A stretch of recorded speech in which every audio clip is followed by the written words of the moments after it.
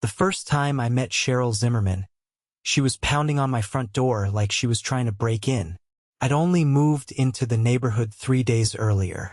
My boxes were still in the garage, and my welcome mat hadn't even been unrolled yet. But that didn't stop this blonde-bobbed, sunglasses at 7 a.m., clipboard-wielding nightmare from the HOA from showing up and barking orders like she was the sheriff of the suburbs. "You can't park your truck in the driveway," she snapped before I could even say hello. "This is a private community, and oversized vehicles are prohibited under Section 4F of the HOA agreement." I blinked. "It's a Ford Ranger." She didn't laugh. "It's too tall." I was still standing in pajama pants and a coffee mug in hand. "Ma'am Cheryl," she cut in, "Vice President of the Willow Creek HOA. And I don't like repeating myself." I paused, then gave her a slow nod. "Got it, Cheryl. I'll take care of it."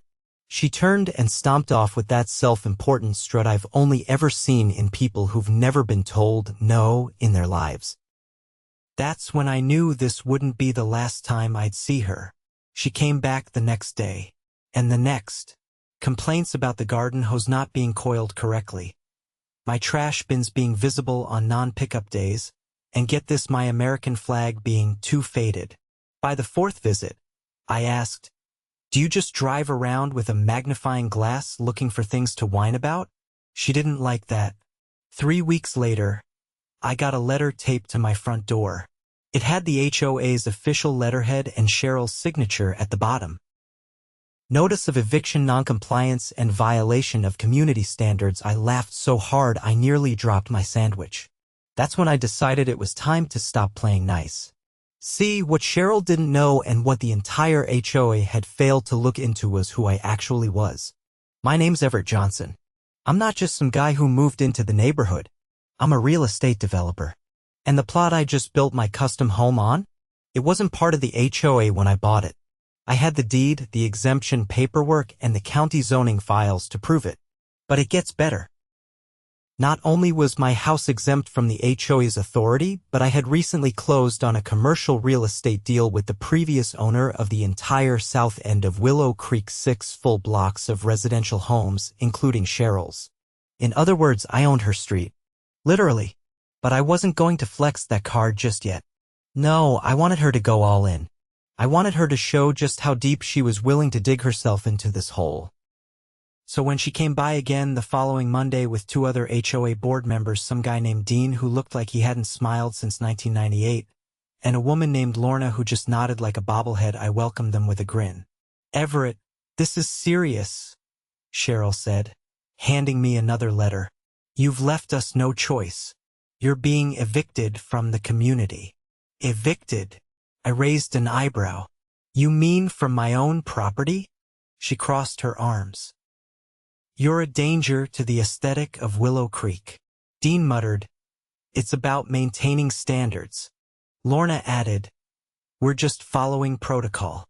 I nodded slowly, pretending to read the letter, then looked up. "All right, let's do this your way." Cheryl's eyes sparkled like she'd just won a trophy. I closed the door, and then I called my lawyer. By Tuesday morning, I had a plan. I wasn't going to just clear my name, I was going to unravel the entire rotten operation that Cheryl had built around herself. It started with a quiet visit to the county records office. No fanfare, no confrontation. Just me, a thick notepad, and a patient clerk named Reggie who'd known this neighborhood's paperwork longer than Cheryl had probably known her hairstylist. "Pulling the lot maps for Willow Creek?" Reggie asked, flipping through a set of folders. "You're not the first one asking about them." That made me pause. "Someone else has been digging?" Reggie motioned toward a dusty file cabinet behind him. "Couple residents came in asking about boundaries last year. Said their dues had doubled out of nowhere. Documentation didn't match what they were paying for." I leaned forward. "Did anyone file a formal dispute?" Reggie shook his head. "Scared off, I think. Or just didn't know what they were looking at. But here, these are your parcels.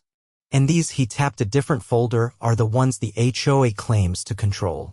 I spent the next 2 hours comparing signatures, dates, annexation filings, and the original articles of incorporation for the HOA. I found what I needed. Several homes, including mine and nearly 30 others, had never been legally annexed into the HOA. Cheryl had been collecting dues and issuing fines based on handshake assumptions and forged amendments. And the best part? She'd filed them under a homeowner's name who'd passed away 5 years earlier. Back at home, I fired up my scanner and uploaded every document I'd copied, then emailed them to my attorney, Dana. She was a demolition ball in a pencil skirt, specializing in property law and real estate fraud. We'd worked together on a few land dispute cases before. When I called, she answered on the first ring. "Tell me you're not calling because someone's fence is too close to the sidewalk." I chuckled. "Worse, I've got an HOA president who's pretending she owns land she doesn't.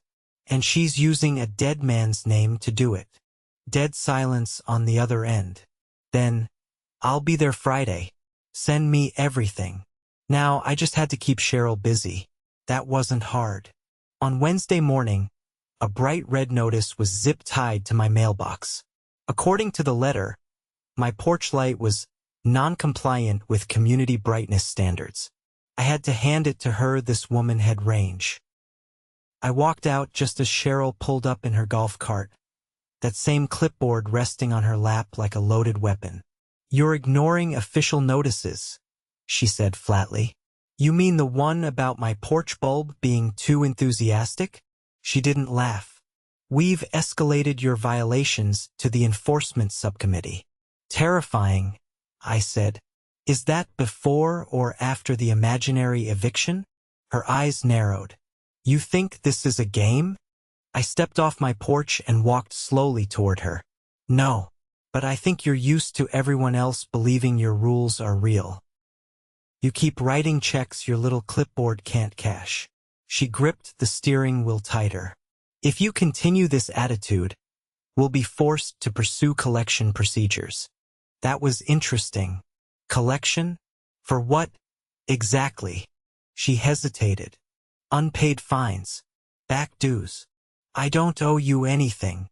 "That's not what our records say." I tilted my head. "Whose records? Harold Jennings? Because according to the county, he died in 2019. For the first time, her face changed. Not anger this time, something closer to alarm, quickly smothered by a twitch of the mouth. "I don't know what you're talking about," she said stiffly. "You will," I said, and walked back inside. By Friday, Dana was in town. We met with the county zoning board at 9 sharp. By 10:30, we had a formal statement from the county confirming that the HOA had no legal authority over nearly a third of the homes it had been governing. That alone would have been enough to trigger a class action lawsuit. But we weren't done. Dana had also dug into the HOA's financials. Turns out Cheryl wasn't just playing dictator, she was embezzling. She'd rerouted funds from the community maintenance account into a private LLC registered under her sister's name. Landscaping fees, road repairs, mailbox replacements, they were all inflated. Contractors were being paid double what they charged, and the excess was vanishing into that LLC. We brought everything to the district attorney's office that afternoon. The DA, a sharp woman named Felicia Grant, didn't waste time. "If your documents hold up, we're looking at wire fraud, mail fraud, and multiple counts of theft by deception." Dana nodded. "They hold." Felicia tapped her pen against the desk. "We'll open an investigation immediately. I'll need statements from homeowners, especially those who've been fined or threatened." I smiled. That part's already in motion. The next day, I hosted a barbecue. Not just any barbecue, a full block party. Grills, music, bounce house for the kids, the whole setup. I invited every resident on the south end of Willow Creek. No HOA approval. No permits. Just neighbors. By 6 o'clock, the street was packed. And Cheryl? She showed up 30 minutes in, golf cart parked sideways, arms crossed like she was about to shut down a rave. "This is an unauthorized event," she barked over the music. I gestured toward the crowd. "Looks pretty authorized to me. You didn't submit an activities request form." "Don't need one. This street belongs to me." She actually laughed. "You think owning one lot gives you authority?" "No," I said. pulling out a copy of the parcel map and handing it to her. But owning the entire block does. She snatched the paper and scanned it. Her face went pale. This isn't possible. You should have checked the records before trying to evict your landlord. Gasps rippled through the crowd. Someone from the grill shouted, "Wait, he owns the block?" Cheryl turned, but people were already pulling out their phones, taking pictures of the map. Others started comparing notes, times they'd been fined, harassed, threatened with liens. The mood shifted quickly. That night, I got over 30 emails from residents offering statements for the DA. 2 of them were former HOA volunteers who'd resigned after noticing discrepancies in the books. They'd been pressured into silence. Not anymore. By Monday morning, Cheryl's house was raided. Deputies escorted her out in handcuffs while news vans rolled up the street. Lorna and Dean were also taken in for questioning. Turns out the 3 of them had been rubber-stamping each other's decisions while pocketing the community's money. The HOA board was dissolved by court order within a week. But I wasn't done. With Dana's help, I filed paperwork to establish a new neighborhood council, one actually elected by residents, with transparent rules and open budgets. I didn't run for a position. I didn't have to. Just seeing Cheryl's little empire collapse was enough. And that eviction notice? I had it framed, right next to the deed for the entire block. It didn't take long for the aftermath to ripple through Willow Creek like a thunderclap. By the time the morning news aired footage of Cheryl being led down her front steps in zip-tied cuffs, half the neighborhood was outside, watching from porches and sidewalks. Not one person stepped forward to defend her. A few whispered, one clapped. Most just watched in silence, stunned by how fast her world had flipped. That afternoon, I got a call from DA Grant's office. Felicia didn't waste time with pleasantries. "They've been cooking the books for almost 6 years," she said. "Your documents kicked the door open, but our forensic accountant found deeper rot. We need you to testify at the preliminary hearing." "Glad to," I said. "But I'm guessing there's more." "There is. We traced over $200,000 to a shell account in Delaware. It was tied to a nonprofit Cheryl claimed was for neighborhood beautification. She actually made up a nonprofit? She even had a website. Stock photos? Fake testimonials. But no EIN, no filings, no paper trail aside from deposits. All of it laundered through HOA dues. I took a deep breath. And the rest of the board? Complicit. We've got emails between them discussing how to adjust budgets and discourage dissenting homeowners. Lorna signed off on every transfer. Dean handled the vendor contracts. It wasn't just embezzlement, there's conspiracy to commit fraud and possibly identity theft. Identity theft? They used a senior resident's name, someone under hospice care, to file false meeting minutes. Claimed he voted on fee increases. His daughter came forward after seeing the coverage. That stopped me cold. So they used a dying man's name to raise dues? And to authorize liens. We've opened a separate elder abuse investigation. I didn't respond right away. That level of deceit, that level of cruelty wasn't something you just bounce back from. But it explained a lot. The fear in people's eyes when Cheryl knocked. The way everyone tiptoed around the HOA's demands like it was the IRS with a grudge. By Thursday, word had reached the local paper. Then the regional news. A reporter named Isaac showed up at my door with a notepad in one hand and a camera guy behind him. "You're Everett?" he asked. "Depends who's asking. I'm with the Douglas Sentinel. We're doing a piece on neighborhood corruption. Heard you're the guy who pulled the thread." I stepped outside and closed the door behind me. I didn't pull the thread. I handed the scissors to the right people. He raised an eyebrow. "Mind if we talk on record?" "Sure. But I'd rather you focus on the people who were hurt. This wasn't about my driveway or some flag. It's about homeowners being robbed in broad daylight by the same people they trusted to protect their property." He nodded slowly. "We'll tell that story. But you're part of it now. You planning to run the new council?" "No," I said. "I'm just the guy who snapped when someone tried to tell me I couldn't park in my own driveway." They ran the story that weekend. Front page. Full spread. Title, "The House That Took Down the HOA." My face wasn't in it, just a photo of the new council's first meeting held in the community center Cheryl had once banned residents from using without her approval. This time it was packed. Folding chairs stretched to the walls. People stood in the back with clipboards, comment cards, and their first real voice in years. The new council wasn't made of real estate pros or bureaucrats. It was a retired firefighter, a school teacher, a stay-at-home dad, a dental hygienist, and a software engineer who worked from home. Ordinary folks who got tired of being bullied. At the first meeting, they held an open mic. I stayed in the back, leaning against the wall, sipping from a thermos. I didn't plan to speak. But then a woman in her 50s stepped up to the front. I recognized her. She lived 2 streets over in a red brick colonial with a half-dead maple tree in the yard. "My name's Carla," she said. "Last year, they fined me over $400 for leaving my Halloween lights up a week too long. I tried to appeal. They told me I had to pay a hearing fee just to be heard." The room got quiet. Someone near the front muttered, "That happened to me too." Carla's voice shook. "They threatened to lien my house. I live alone. I didn't know what to do. I almost took out a payday loan just to make them go away."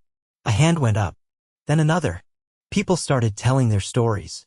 Late fees with no receipts. Fines for violations that never happened. Threats about towing, foreclosure, even evictions. Eventually, someone said, "How did they get away with this for so long?" I stepped forward. "They made you think you had no choice," I said. "They used fear like a tool. But fear only works when no one pushes back." The room went still. Then someone clapped. And another. It wasn't loud or theatrical. Just real. Later that night, I got a voicemail from Dana. "Thought you should know Cheryl's attorney is negotiating a plea. She's looking at 5 to 8 years. Maybe more if the elder abuse charges hold. Dean and Lorna are flipping on her to save themselves. Civil suits are next." I listened to it twice. Not because I didn't believe it, but because some part of me needed to hear it again. Not for revenge, just for closure. The next morning, a moving truck pulled up to Cheryl's house. Her husband, who had stayed silent through the entire scandal, stood on the porch with a cardboard box in his hands. No one helped him. No one approached. By noon, the house was empty. New people moved in a few weeks later, a young couple with a toddler and a golden retriever. They planted tulips in the front bed and waved at every car that passed.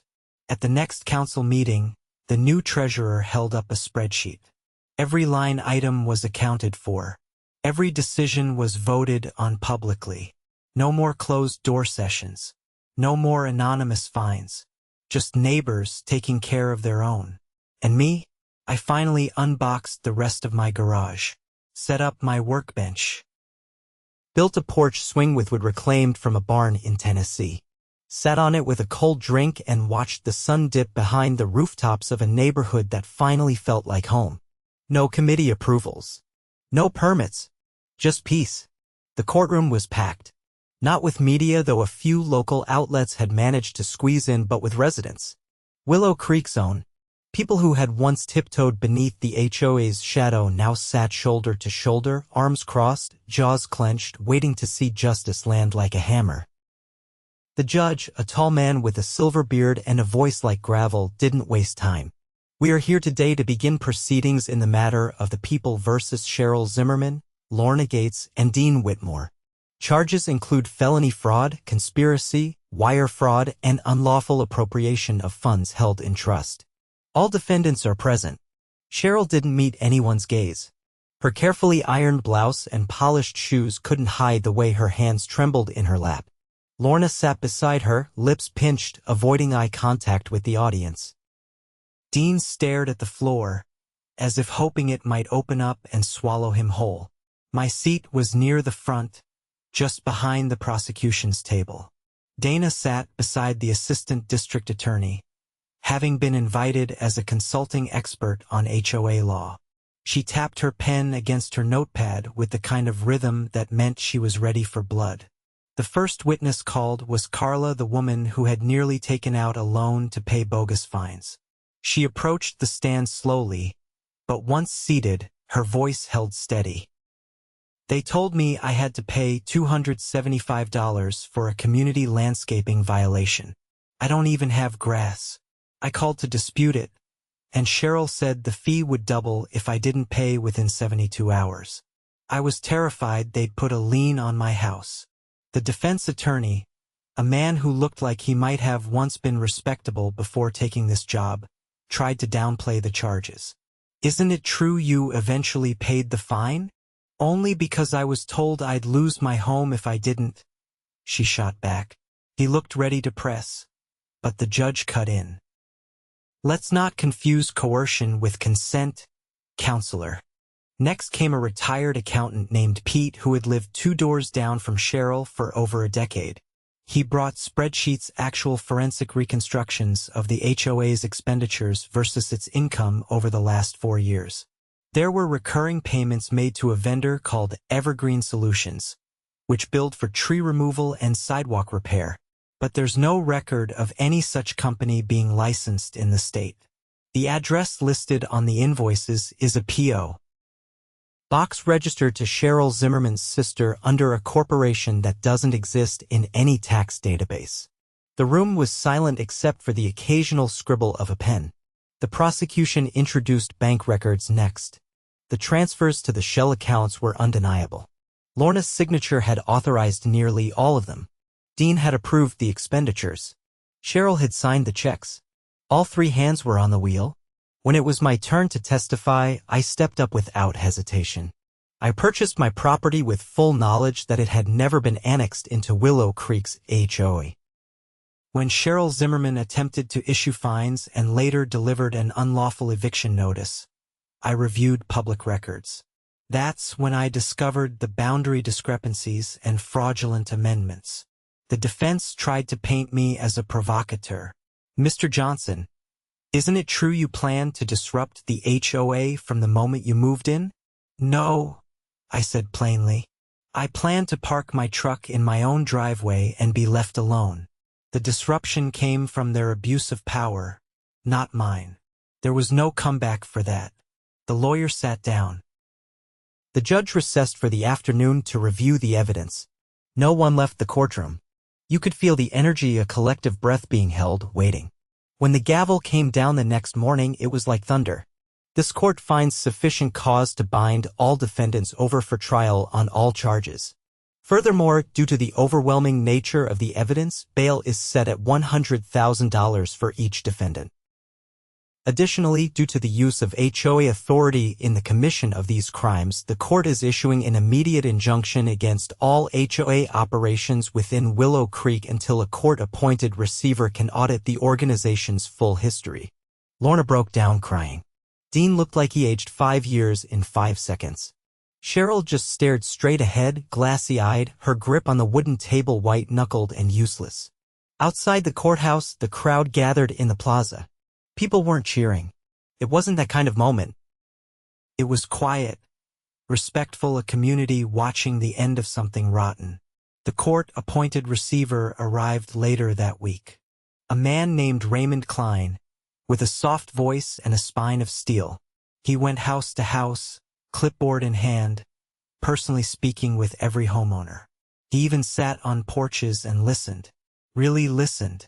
Within a month, the remaining assets of the HOA were frozen, pending restitution claims. Residents who had paid fake fines were reimbursed. Those who had been threatened with liens had their titles cleared.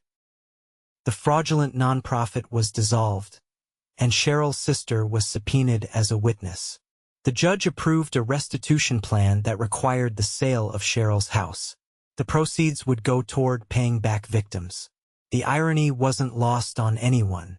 At the next community meeting, not a formal one, just neighbors gathered in lawn chairs on the cul-de-sac, someone brought out a folding table and passed around homemade lemonade. People lingered longer than they used to. Kids played in the street without being told to quiet down. A few residents set up a swap table for unused garden tools and paint cans. No forms. No fees. Raymond spoke softly once everyone gathered. "You've all been through something that no community should endure. But what matters now is what you build from it. I'll oversee the dissolution of the old HOA. If you want to form a new organization, it will be by your terms. No more top-down authority. No more unchecked power." People clapped, but more than that, they nodded. It wasn't about celebration. It was about ownership, real ownership. Not of property, but of the place they lived in. The community they were finally reclaiming. A few weeks later, I received a letter. Handwritten. No clipboard, no threats. It was from Cheryl's husband, Greg. He apologized not for her, but for staying silent. He said he'd suspected something was wrong but hadn't known how far it had gone. He'd filed for divorce and was moving in with his brother upstate. I hope someday this place becomes what it pretended to be. The letter ended. Thanks for making that possible. I folded it and stuck it in a drawer. Not out of sentiment, just as a reminder. Before summer ended, the neighborhood voted to establish a new council, not an HOA, but a volunteer-run advisory group with no power to fine, lien, or enforce. Just guidance. Just neighbors helping neighbors. I didn't run for office, but I helped design the bylaws. Short, plain English printed on one page. No hidden clauses. No subcommittees. One Saturday, I was out front replacing a loose board on my fence when a kid rode by on a bike, waving. "Hey, Mr. Johnson. My dad said you're the reason we have a new rec center." I stood up and dusted my hands. "Your dad's giving me too much credit." That was a team effort. He grinned and rode off. Across the street, someone was putting up solar panels. A few doors down, someone else had painted their house a color that would have had Cheryl breathing into a paper bag. No one minded. The street was quieter now, not in sound, but in tension. There was no more watching over shoulders. No more measuring flower beds with a ruler. Just life. And for the first time since I'd moved in, it felt like home.